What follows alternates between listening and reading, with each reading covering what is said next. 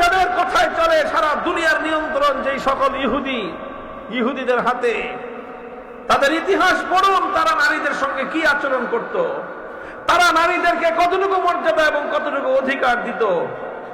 ইহুদিদের ধর্ম মতে তাদের বিধান ছিল, নারীদের যখন তাদের মাসিক পিরিয়ড চলতে থাকে ওই সময়ে কোন পুরুষের সাথে, স্বামীর সাথে এক ঘরে থাকতে পারত না।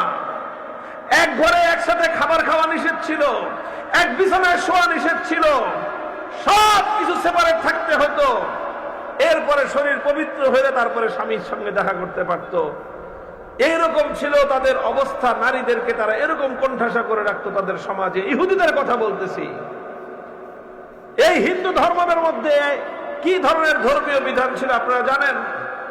এই সেদিনও হিন্দু ধর্মের মধ্যে সতীদাহের মতো বর্বর প্রথা ছিল। একজন নারী সতী কিনা, সতীত্বের প্রমাণ দিতে হতো কিভাবে? সেই নারীর যদি স্বামী মারা যায়, স্বামী মারা গেলে মৃত একজন মানুষকে চিতার মধ্যে জ্বলন্ত আগুন দিয়ে পোড়ানো হয়। স্বামী মারা গেলে স্বামীর স্ত্রী যদি সতী হয়, তাহলে জীবন্ত সেই স্ত্রীকেও স্বামীর সাথে আগুনে পুড়িয়ে হত্যা করা, এটা ছিল তাদের ধর্মীয় বিধান। মুহতারাম হাজিরিন, এরকম পৃথিবীর বিভিন্ন ধর্মে, খ্রিস্টানদের মধ্যে, গোটা ইউরোপে শত শত বছর পর্যন্ত নারীদের ব্যাপারে তারা বিতর্ক করত যে মহিলারা মানুষ না শয়তান। নাউজুবিল্লাহি মিন যালিক। অধিকাংশ ইউরোপিয়ানদের দৃষ্টিভঙ্গি ছিল যে নারীরা মানুষ না, এরা হলো শয়তানের জাত। এই হলো ইহুদিদের অবস্থা, এই হলো খ্রিস্টানদের অবস্থা, এই হলো হিন্দুদের অবস্থা, এই হলো জাহিলি যুগের মুশরিকদের অবস্থা।